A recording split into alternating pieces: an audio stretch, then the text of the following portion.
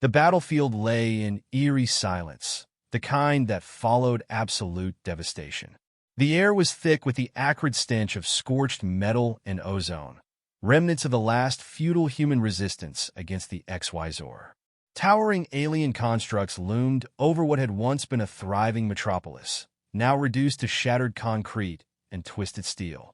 The sky, once vast and open, was smothered by the shadow of the enemy mothership, an enormous, obsidian monolith hovering like a final omen of extinction. The XY Zor warlord stood at the heart of it all, surveying the wreckage with calculated indifference. A construct of metal and sinew, its skeletal form pulsed with bioelectric currents, its optics flickering with streams of data.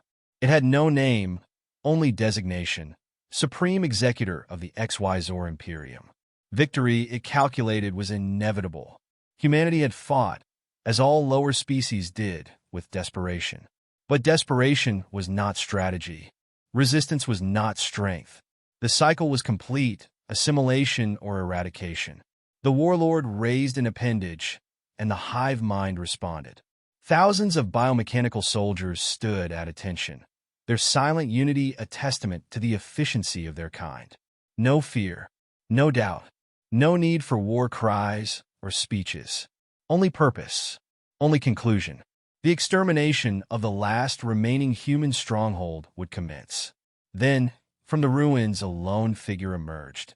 The warlord's optics adjusted, processing the anomaly. A human, unarmed, unarmored, walking with an ease that defied logic. He was tall, broad-shouldered, clad in a tattered combat suit marred with dirt and soot. His face, half-shadowed beneath a hood, bore no expression of fear.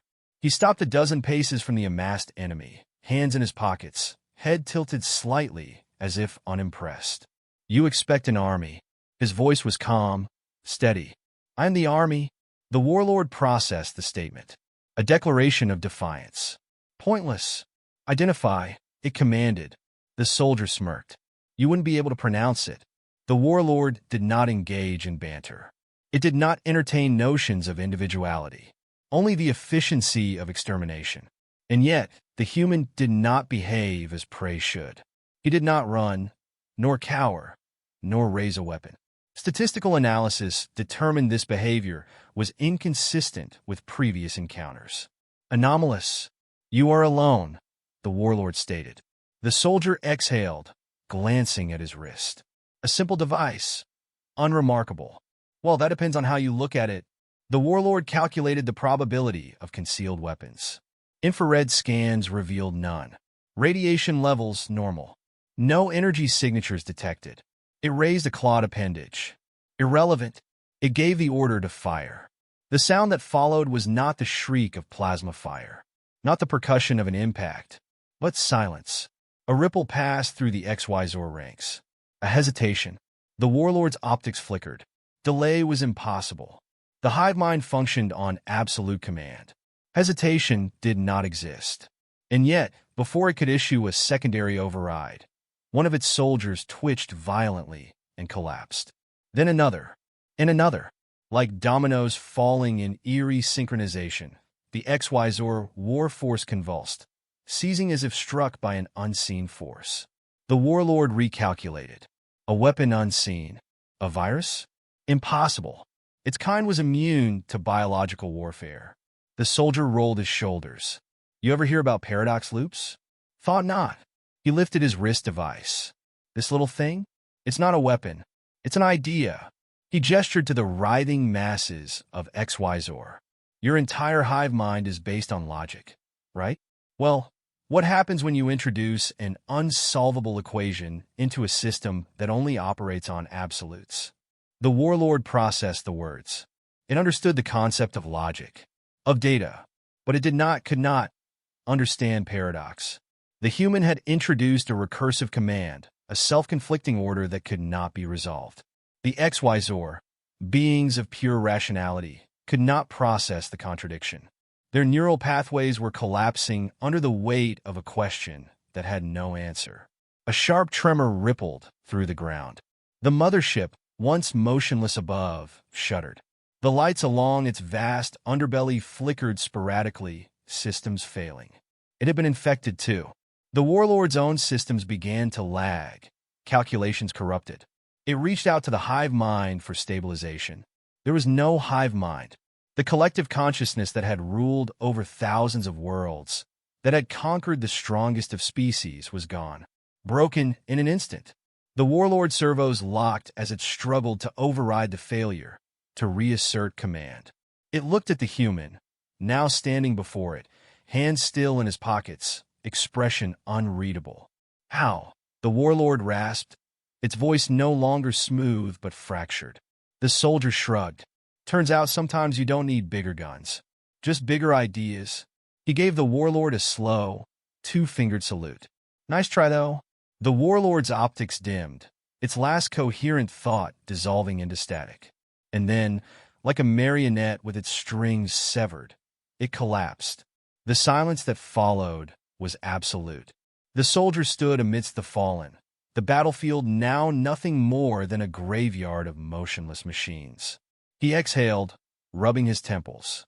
"Ah," he muttered. "Thought it'd take longer." He turned his gaze skyward, where the XYZ mothership drifted, its once impenetrable presence now reduced to a derelict husk. The last great enemy of humanity, undone not by brute force, but by the one thing they never considered a threat. A question they couldn't answer. The soldier pulled a communicator from his belt. "This is Captain Rourke. Mission complete." The reply came after a long pause. Then a voice, quiet, awed. "Confirmed." Rourke glanced at the lifeless warlord. "Yeah, war's over." Another pause. Then a laugh, half disbelieving. "Damn. Took you long enough?" Rourke smirked, shaking his head. "Buy me a drink when I get back." Static. Then, "You got it." He turned away from the ruins, walking back into the remnants of a world that was, for the first time in a long time, free. The warlord lay still, its lifeless form twitching as remnants of corrupted data flickered through its failing circuits. Around it, the once mighty XYZ army stood frozen in place, locked in an internal struggle they could neither understand nor escape. Their minds, designed for absolute unity, had been severed from the only thing that gave them function. Without the hive mind, they were nothing. Rourke exhaled, the weight of silence pressing against his ears. For a moment, he simply stood there, watching the aftermath unfold. He had expected resistance, some last desperate attempt by the XYZ to reclaim control. But there was none. They were unraveling from within, crumbling under the weight of their own perfection. A low tremor rumbled beneath his boots, the first sign that the collapse was far from over. Overhead, the massive mothership, once an unshakable monolith of dominance, shuddered. Its sleek, black hull flickered with failing energy, lights stuttering as entire sections powered down. The ship's stabilizers let out a strained whine, struggling against the sudden loss of centralized command. Rourke activated his communicator. "Control, you getting this?" A burst of static, then a voice crackled through. "Rourke, we're reading massive power fluctuations in the enemy fleet." "What the hell did you do?" "Introduce them to an existential crisis," he muttered, stepping over the fallen warlord's outstretched claw. "I'm sorry, what?" "They're stuck in a logic loop. Their entire species was built to function as one. No leaders, no individuals. Just a hive mind that processes everything at once. Take that away, and they don't know how to be anything else." Silence on the other end, then a whistle. "Damn. So they're just done?" Rourke glanced at the battlefield, where XYZ soldiers remained motionless, trapped in a mental gridlock. Some twitched violently, others collapsed, their bodies rejecting the failure of their own existence. He shook his head. "Not yet. But they will be." The ground split with another tremor, this one more violent. The mothership's hull groaned, its internal systems attempting futile self-repairs. It was a dead beast trying to remember how to breathe. Then, without warning, one of the XYZ soldiers moved. Rourke's hand went instinctively to his sidearm, but he hesitated. The soldier, if that's what it could even be called anymore, wasn't attacking. It turned its head in sharp, mechanical jolts, its optics flickering wildly between colors. unable to process reality without the high's guidance. Its fingers curled and uncurled, as if testing the sensation of movement for the first time. Then, in a sharp, jerking motion, it turned to face him. Rourke held his ground, watching as more HFY soldiers began to twitch and move. But there was no formation, no coordination, only scattered, individual motions, like insects deprived of their colony's scent. They were operating on fragmented instinct, grasping at control they had never possessed. The first soldier took a halting step forward. Its voice was garbled, a fractured mess of corrupted data. I am. It twitched violently, static rippling from its throat. We are. It froze, its body locking in place as if struck by an unseen force. Then, with an ear-splitting shriek, it clutched its head and collapsed. The others followed. One by one, the remaining HFY convulsed, their bodies spasming uncontrollably. They weren't dying, not in the organic sense. They were overloading, their minds incapable of handling the sheer paradox of self. Rourke stepped back, watching as the once great army of the HFY fell apart. The very thing that made them invincible, their unity, had become their undoing.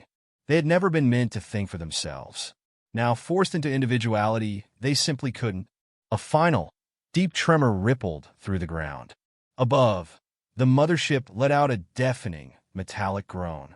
The last of its power reserves failed, and the massive structure lurched, descending in slow, inevitable collapse. Rourke barely had time to react. He turned on his heel and ran, sprinting across the ruins as the monolithic warship tumbled from the sky. It wasn't an explosion. There was no fire, no bright blast of destruction. Just a slow, earth-shattering impact as the mothership crashed into the battlefield, splitting apart on impact, its blackened hull folding inward like a dying star. A wall of dust surged outward, engulfing everything in its path. Rourke threw himself behind the remains of a fallen building, bracing as the shockwave rattled his bones. Then, silence. The kind of silence that didn't just exist in sound, but in the absence of something greater. The silence of an enemy that no longer was. Rourke coughed, waving dust from his face as he pushed himself to his feet. He turned, surveying what was left. The HFY were gone. The battlefield, once teeming with unstoppable forces, was now a graveyard of shattered metal and broken bodies. He tapped his communicator. Control? You still reading me? Static then, Rourke? Holy hell, man. We just lost every HFY signal across the entire planet. Their fleet's dead. What's your status? Rourke glanced around, exhaling. Still here? A pause. Then a laugh, breathless and disbelieving. Well, I'll be damned. He cracked a small grin, shaking his head. Took you long enough to believe me. There was another pause. This time, when the voice returned, it was quieter. So that's it then? We won. Rourke looked over the battlefield one last time. The warlord's lifeless form. The HFY soldiers still and empty. The mothership, a fallen giant, its once imposing presence reduced to a ruin. He thought about the sheer finality of it. About how wars were never supposed to end this quickly. About how enemies this powerful weren't supposed to fall in a single day. He thought about how, for the first time in his life, humanity was truly free. A slow breath escaped him. He lifted his gaze to the sky. Blue, vast, endless. Yeah, he said softly. We won. The wind moved through the ruins, carrying the scent of scorched earth and metal. But there was something else in the air now. Something unfamiliar. Stillness, not the kind born of death, but of something more profound. Absence, the war was over. Rourke stood amidst the wreckage, breathing in the silence. He had seen too many battles end in blood, in hollow victories carved from sheer attrition. But this was something else entirely. The HFY, the greatest force the galaxy had ever known, had not simply been defeated. They had ceased to be. The battlefield stretched out before him, a graveyard of biomechanical husks. The once perfect ranks of the HFY were reduced to lifeless statues, their sleek, seamless exteriors fractured by something they could never withstand, an idea. No firepower, no strategy could have broken them, but in the end, they had broken themselves. Overhead, the sky was no longer blotted out by enemy ships. The HFY Zor fleet, once an impenetrable blockade, now drifted in silence. The mothership, that obsidian behemoth of oppression, lay in ruin, embedded in the earth like a toppled monument to an empire that no longer existed. The weight of it settled into Rourke's bones. One day, that was all it had taken. Years of war, of struggle, of desperation, all ended in a single day. The mind reeled at it, tried to grasp it, but the reality was undeniable. He lifted his wrist and activated his communicator. Control. What's the situation? A moment of static. Then the voice of command, strained with disbelief. We're scanning now. There's nothing left. The HFY Zor fleet's unresponsive. No signals. No movement. We're reading 0 active threats. Rourke let that sink in. 0. Not a handful of stragglers, not retreating forces. Nothing. They were simply gone. Holy hell, the voice continued. Rourke, do you even understand what you just did? His fingers tightened slightly around the communicator. Yeah, he murmured. I do. For the first time in his life, he was standing in a world no longer under siege. The distant hum of Earth's emergency sirens had quieted. No more screaming, no more frantic orders to fall back, no desperate last stands. The resistance had been prepared to die fighting, to go down in history as humanity's last gasp. Instead, there was victory. A deep breath. Patch me through to high command. There was a pause, then a sharp click as the channel shifted. A new voice, steady but laced with an emotion no leader had dared feel in years. Asterisk, asterisk, hope, asterisk, asterisk, Captain Rourke. Report. It's done, he said simply. Another pause. Then, softer, disbelieving, confirmed. He turned, letting his eyes trace the battlefield one last time. The warlord's crumpled form. The frozen army, minds burned out by the weight of their own undoing. The wreckage of the mothership still smoldering in the distance. There was nothing left to fight. Confirmed, he said. The breath that came through the channel was shaky, and when the voice returned, it was no longer just a commander speaking. It was a human being, grasping for words that had never seemed possible before. Then it's over. Rourke exhaled. It was... A low rumble filled the distance, not the sound of collapse, but of something else. Movement. Life. People were emerging. From the shattered ruins of the city, survivors crept forward, hesitant, as if expecting another wave of destruction to strike.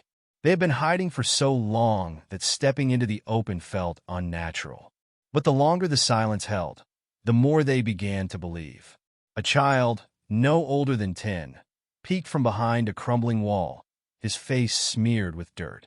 His mother's trembling hands guided him forward, her eyes darting to the lifeless HFY Zor, as if expecting them to rise again. But they didn't. Others followed, dozens then hundreds, worn faces, hollowed by war and hunger, now staring at the impossible, a world without their oppressors. The weight of it hit them in waves. Some collapsed to their knees. Some wept. Others simply stood, too stunned to do anything but breathe. Then came the sound Rourke hadn't heard in years. Laughter, small at first, then spreading. It wasn't the bitter, defiant laughter of soldiers who had survived another battle. It was real free. Rourke's grip on his communicator slackened. He hadn't prepared for this part. He had been ready to fight, to die, to drag the HFY Zor down with him if necessary. But now, standing here, he realized he had no idea how to exist in a world where humanity had already won. Footsteps crunched over debris behind him. He turned as a group of resistance fighters approached, their weapons lowered, eyes wide with disbelief. One of them, Commander Hayes, bloodied but standing, stopped a few feet away. "Tell me I'm not dreaming," she murmured. Rourke shook his head. "If you are, we all are." She let out a breath that turned into a shaky laugh. "Son of a bitch," she whispered. "We actually did it." "Not we." He didn't say it out loud, but he saw it in her eyes when she looked at him. "You did this." He turned away, uneasy with the weight of it. This wasn't supposed to be how it ended. One man wasn't supposed to turn the tide of a war. One man wasn't supposed to stand in the ruins of the impossible. But here he was. Above, the sky was clearing, its vastness no longer tainted by enemy warships. The world stretched out before them, scarred, battered, but theirs again. The war was over. Now they had to figure out how to live,